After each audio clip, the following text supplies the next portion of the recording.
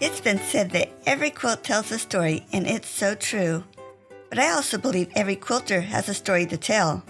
I wanted to hear about the people behind these wonderful quilts and thought you'd enjoy hearing about their lives also.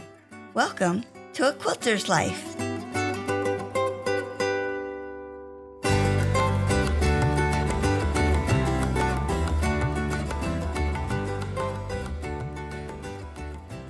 I have had the privilege of knowing different members of Bessie Heslop's family at different times in my life. Each one has been so kind and such a joy to know. Bessie decided to clear out some of her quilting supplies lately, and I was so blessed to be the recipient.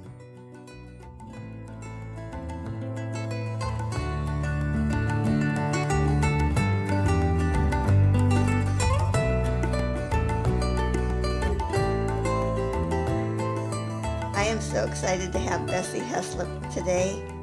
Bessie, you probably don't remember, Anita, I think, brought me out to your house probably 30 years ago.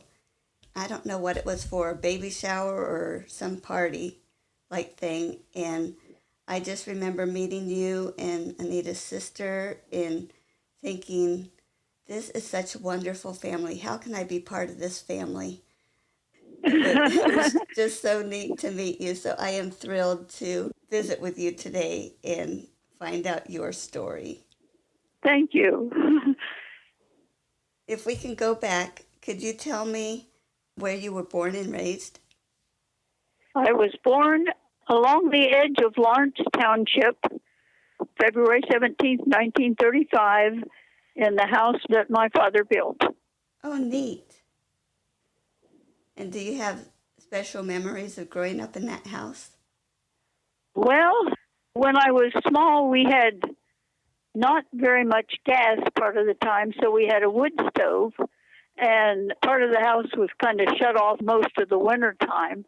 But otherwise, it was just home, and I was one of five, but only my sister and I lived to grow up. The other three died as babies.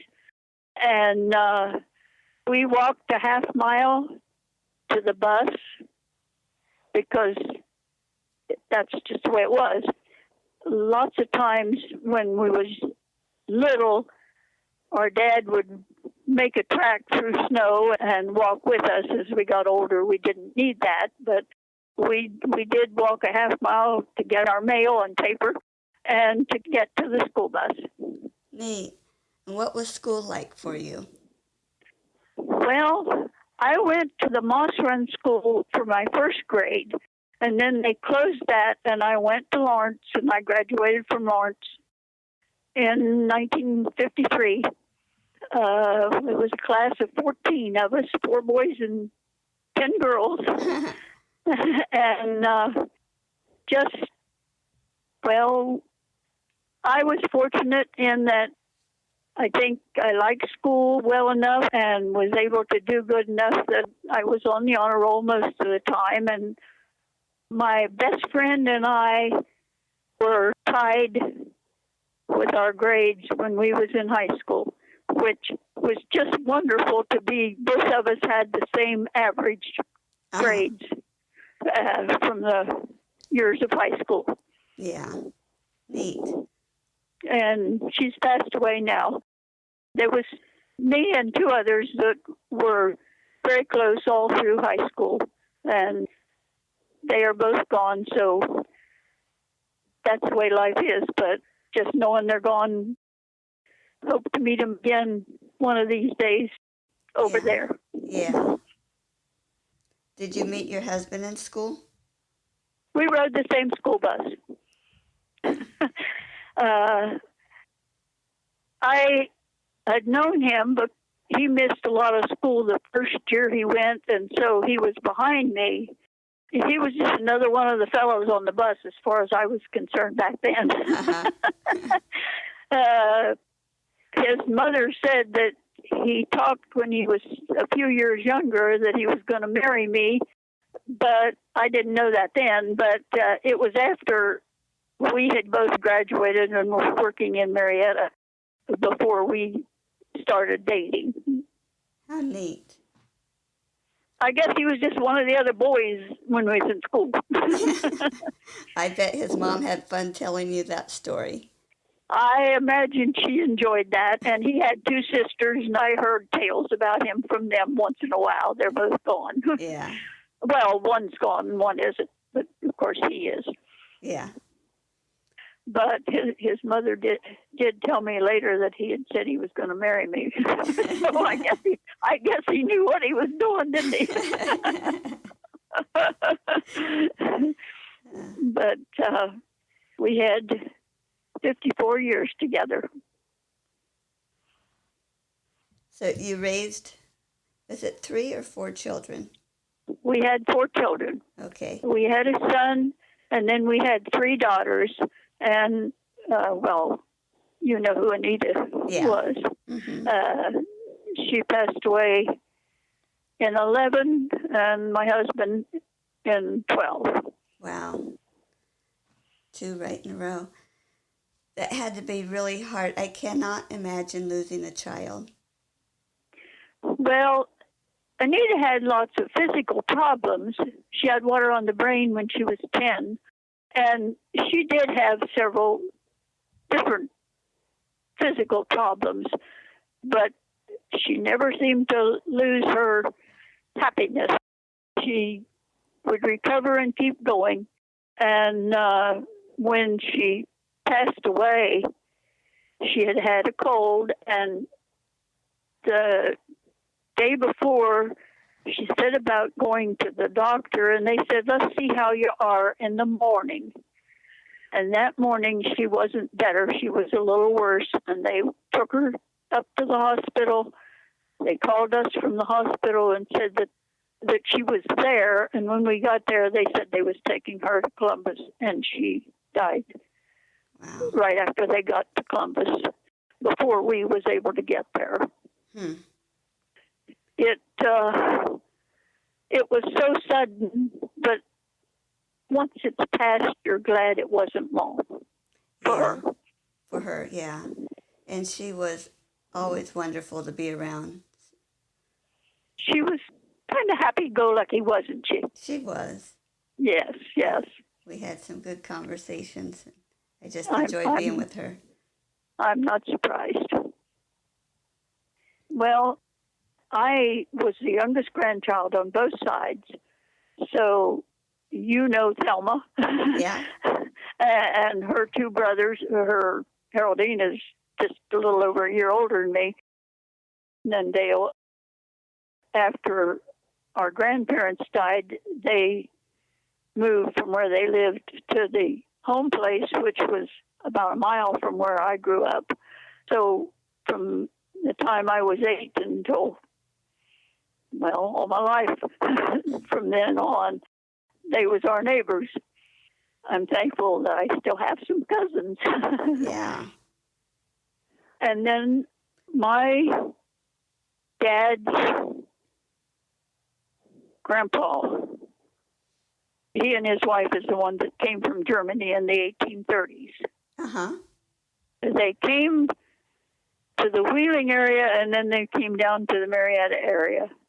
They could have bought the land along where the children's home is. Uh-huh. But they was afraid there might be malaria or yellow fever or something like that down close to the river, and so they went back out on Whipple Runs and then ended up on Pleasant Hill. And that was, well, my dad was born in 1888, and he was one of the younger of 12. And his dad was next to the youngest of 5 brothers. But his parents were married, and their first child was born after they got to the United States. Oh, okay. And when I was, 10, 15 years old, an aunt and a cousin rode up our family tree. That's why I can tell you some things that if they had been done closer to now, I wouldn't remember so well. Well, that's neat. And the name they had was Ulhover. But when they became citizens, I don't think it was the ones that came. I think it was the children. I'm not sure. They changed it to use the name Oliver because they thought they ought to since they came to America. Oh, We interesting. always said they shouldn't have because the name Oliver is an English name, and there's a lot of Olivers in our relation, but it was too late then. So, Wow. and Terry's middle name is Oliver. I wanted to use that for his middle name. Yeah. Yeah, well, Tucker's is too, far as that goes. But there is several other, like me, that grew up as an Oliver that gave their sons the middle name of Oliver. I think there's 5 different ones at least of cousins that most of them are gone now, but used the name Oliver as a middle name for its son. Uh-huh. What else would you like to tell me about who you are?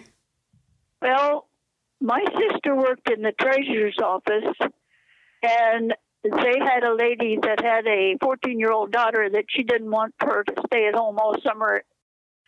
So I worked in the treasurer's office between my junior and senior year, and then I worked the next summer after I graduated.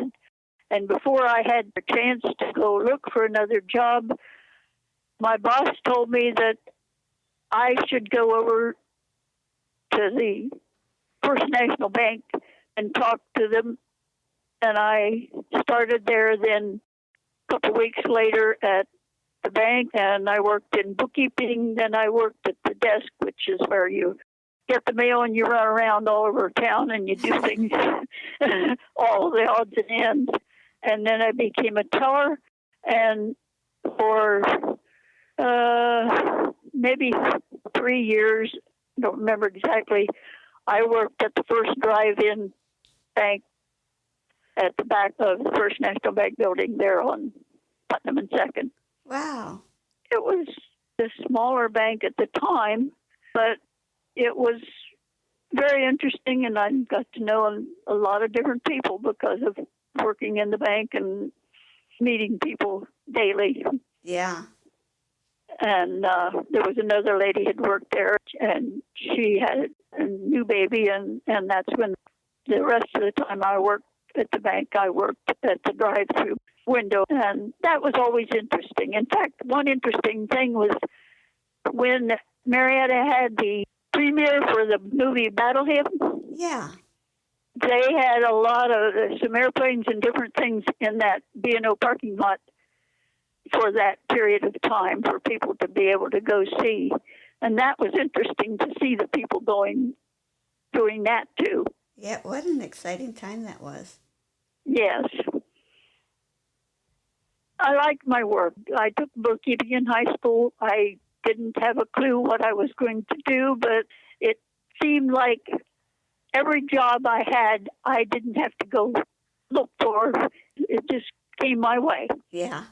And then just a little sideline.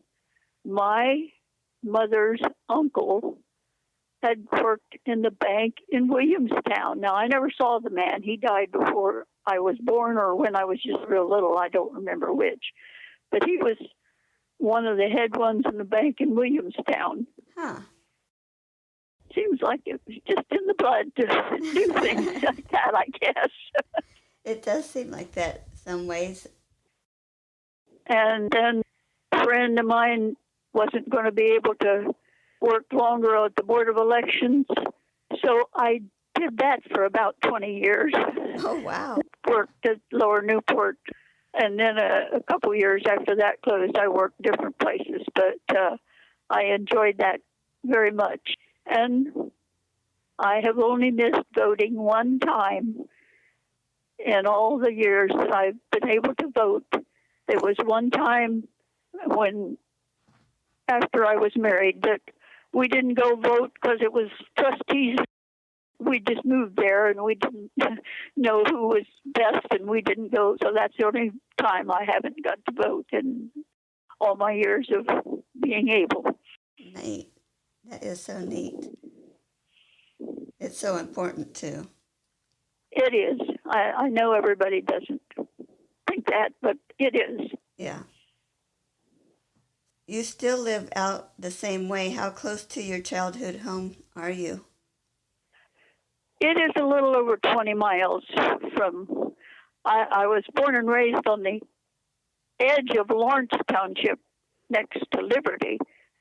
Then, after we were married, we lived in 3 other places before we moved here when we bought our home here off of Route 7.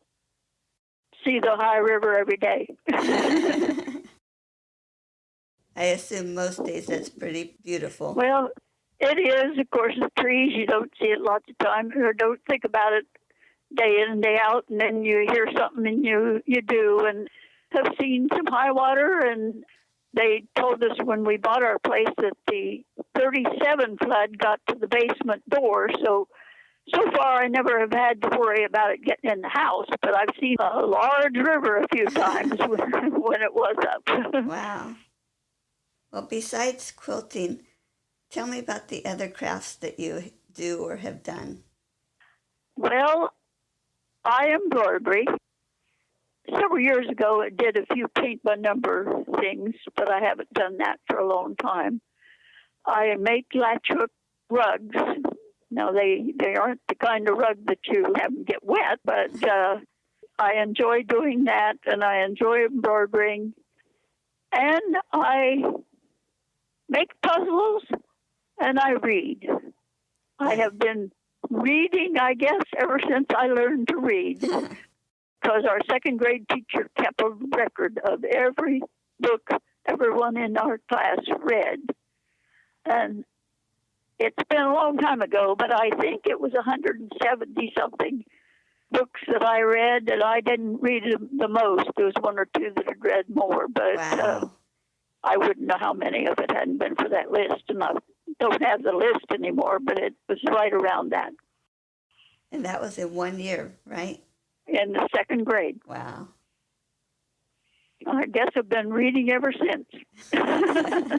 Although when the children were younger, I didn't read much. Newspaper and the Bible and Sunday school leaf and a little bit here and there. But now that I live by myself, I read quite a bit. Yeah. I like historic fiction. Okay.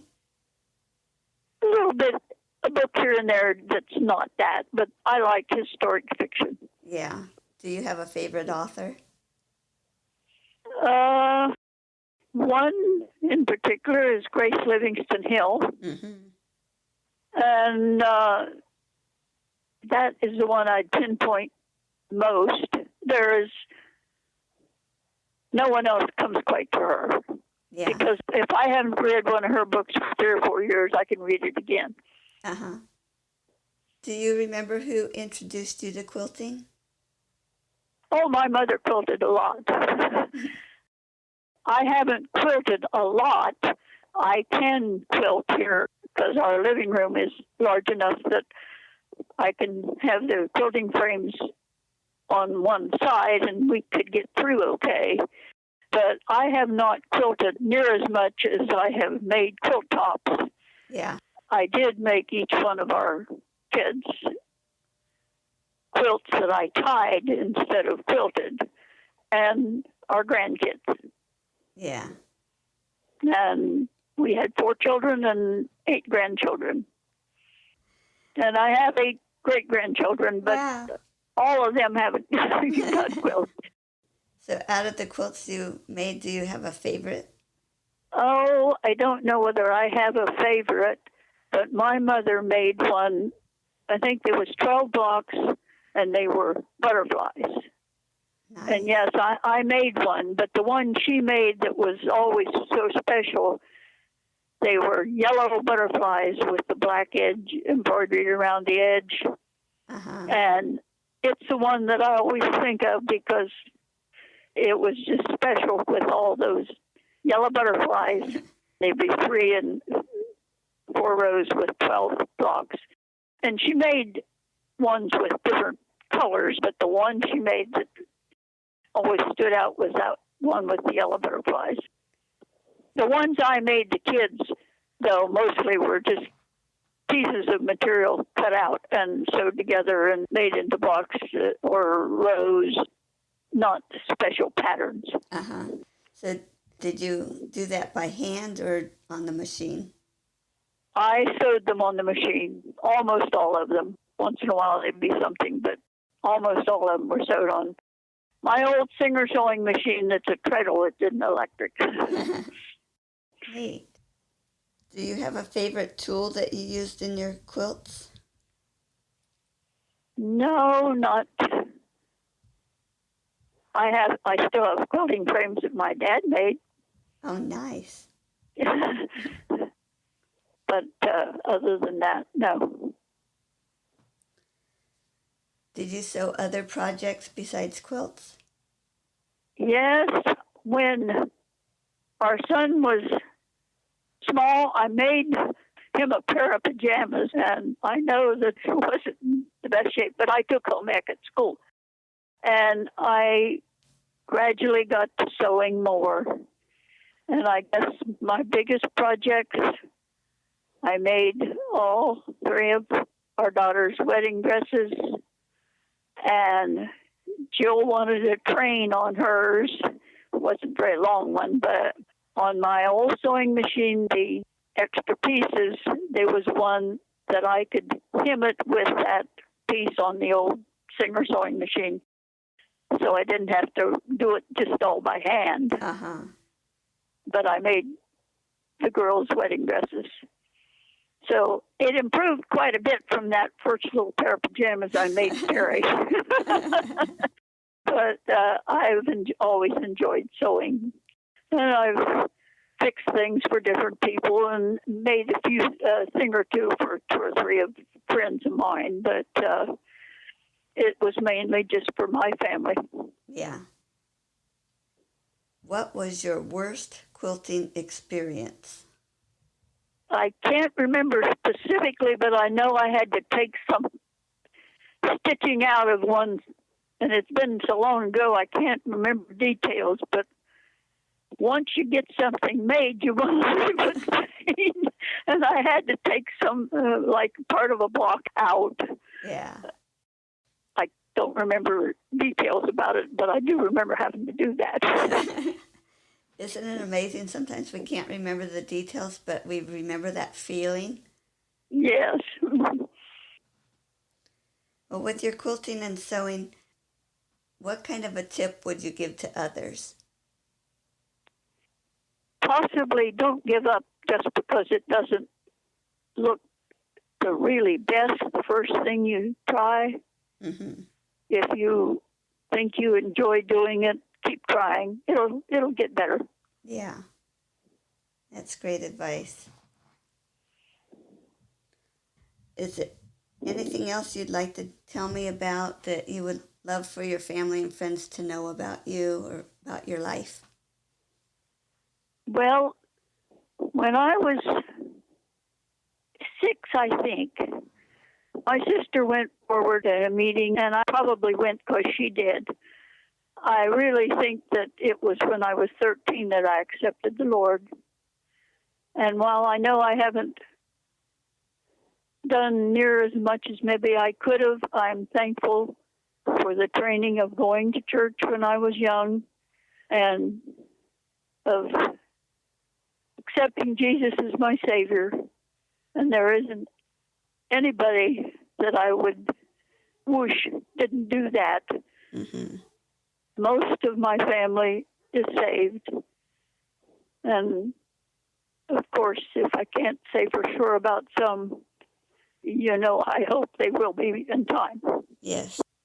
That is so important. Yes, it is. And I really feel the time is getting very close. Mm-hmm. I know we can't know the day or hour, but he doesn't say we can't know how times are. Yeah, true. Well, this is such a blessing for me to get to chat with you and learn more about you. Well, it's been interesting. I had no idea really what your questions you would ask. Well, maybe a little bit, but not really. It's been nice to have met you, too, because even though there's a lot of people we know their names, we don't really always know them. No. And so it has been nice to get to know who you are a little more, too. Thank you. Thank you. Bye.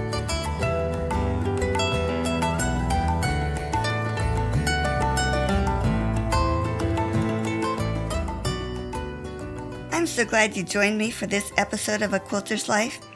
You can find more stories on aquilterslife.com or subscribe on your favorite podcast player so each episode will be downloaded automatically. If you're enjoying this podcast, would you consider leaving a review as it helps others to find the show? Also, I want to hear about you and your wonderful quilts. Please contact me, Paula Chamberlain, through the website or a Quilter's Life Facebook group to set up an interview. And as always, thanks for listening.